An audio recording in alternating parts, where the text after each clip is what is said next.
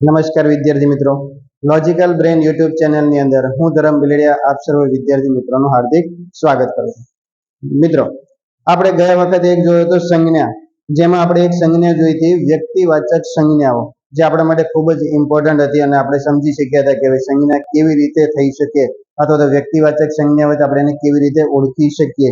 તો ચાલો મિત્રો, આજે આપણે આ સંજ્ઞાની અંદર જોઈએ કે બીજી જે સંજ્ઞા છે જે છે જાતિવાચક સંજ્ઞાઓ. જાતિવાચક સંજ્ઞાઓ એટલે શું, તો આપણે આજે એને ઓળખવાનો પ્રયત્ન કરીએ. ભાઈ, જાતિવાચક સંજ્ઞા કોને કહેવાય?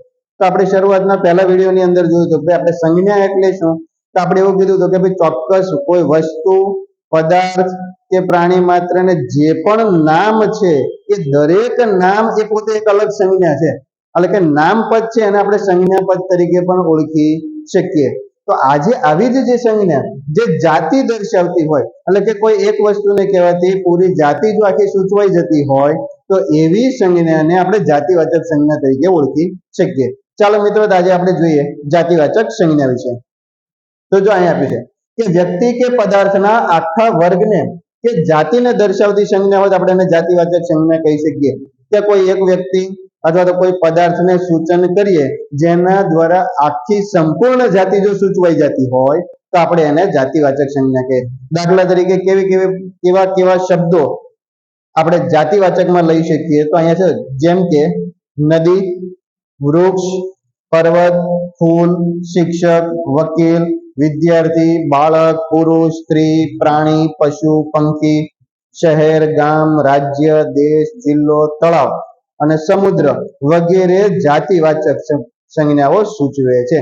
તો મિત્રો, આપણને ખ્યાલ આવે ભાઈ એકને સૂચવવાથી આખી જાતિ સૂચવાઈ જાય. દાખલા તરીકે અહીં જુઓ, પુરુષ, કયા પુરુષની વાત કરીએ? નહીં, પણ પુરુષ કહેતા પુરુષની આખી જાતિ સૂચવાઈ જાય સમગ્ર પુરુષમાં, તો આપણે એને પુરુષ જાતિ સૂચવાય છે ને માટે આપણે એને જાતિવાચક કહી શકીએ. સમુદ્ર છે, તળાવ, વિદ્યાર્થી, શિક્ષક, વકીલ, આ દરેક વસ્તુ કહીએ ને તો મિત્રો એનાથી આખી જાતિ સૂચવાઈ જાય, તો આપણે એને જાતિવાચક સંજ્ઞાઓ તરીકે ઓળખી શકીએ.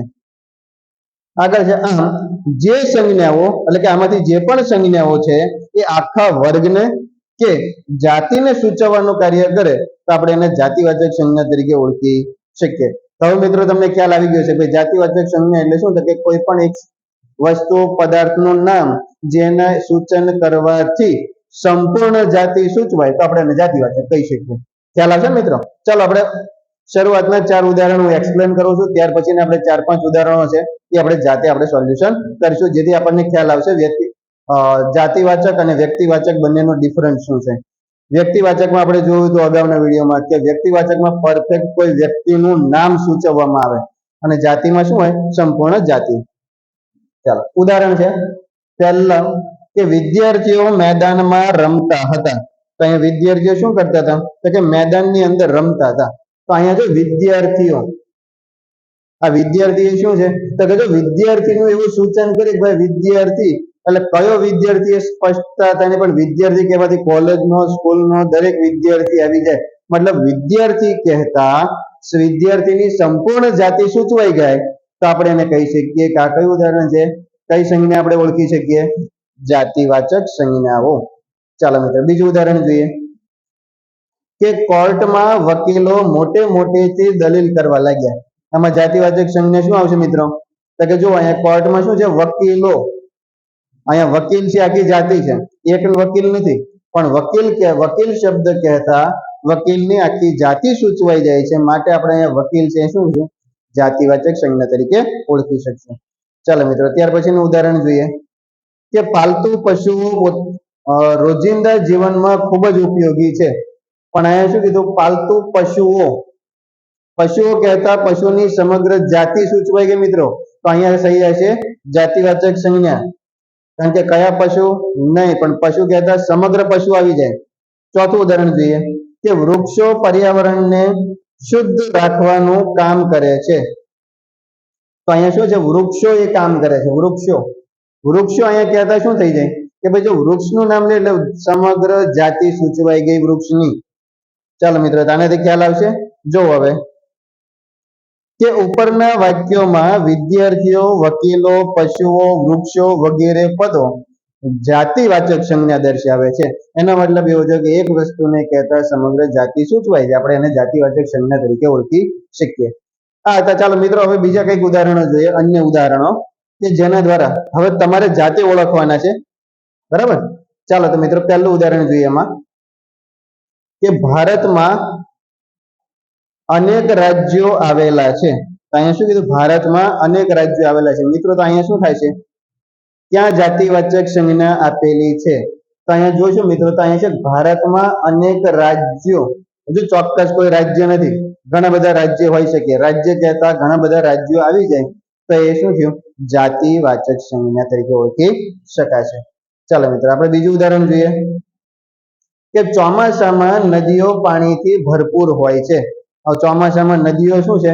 તો અહીંયા નદીઓ જે શબ્દ વાપર્યો છે, નદી કહેતા સમગ્ર નદી આવી જાય. કોઈ એક નદીની આખી જાતિ સૂચવાઈ ગઈ નદીની, તો આપણે અહીંયા થઈ જશે કે ભાઈ નદીઓ છે એ આપણે જાતિવાચક સંજ્ઞાઓની અંદર લઈ શકીએ છીએ. ત્યાર પછી ત્રીજું ઉદાહરણ જોઈએ કે મનુષ્ય પોતાના સ્વાર્થ માટે વધુ વિચારે છે. તો અહીંયા શું છે? મનુષ્ય, મનુષ્ય શબ્દ કહીએ એટલે સમગ્ર મનુષ્યની જાતિ સૂચવાય જાય. તો ખ્યાલ આવશે ને મિત્રો? ચાલો આગળ જોઈએ પ્રશ્ન નંબર 4 કે બંને બહેનો ઉછળતી કૂદતી રમવા જતી રહી. તો અહીંયા શું છે? બંને બહેનો, અહીંયા બહેનો કહેતા સમગ્ર સ્ત્રી જાતિ સૂચવાઈ જાય છે, માટે આપણે એને લઈ શકશું જાતિવાચક સંજ્ઞાઓ. અને છેલ્લો પ્રશ્ન આપણો કે રસ્તો ઓળંગી અમે ઘરે પહોંચ્યા. રસ્તો ઓળંગી, હવે જો અહીં રસ્તાની ચર્ચા કરી, રસ્તો ઓળંગ્યો, કયો રસ્તો ચર્ચા કરી નથી. મતલબ રસ્તો કહેતા શું થયું? આપણા મનમાં ઘણા બધા પ્રશ્નો ઉદ્ભવ્યા, એટલે ચોક્કસ કોઈ નામ નથી, એટલે ઘણા બધા રસ્તાઓ હોય શકે. તો અહીંયા રસ્તો કહેતા એ પોતે સમગ્ર રસ્તાઓનું સૂચન થાય છે, સમગ્ર જાતિ સૂચવાઈ જાય છે, માટે અહીંયા થશે રસ્તો છે એ જાતિવાચક સંજ્ઞાઓ. Thank you for watching this video. મિત્રો આવા આપણે સંજ્ઞા રિલેટેડ નવા વિડીયો માટે આપણે અપડેટ કરતા રહીશું, માટે આપણી ચેનલ સાથે જોડાયેલા રહેજો, જેથી નવા વિડીયોની નોટિફિકેશન આપ સુધી સરળતાથી પહોંચી શકે. જય હિન્દ, જય ભારત.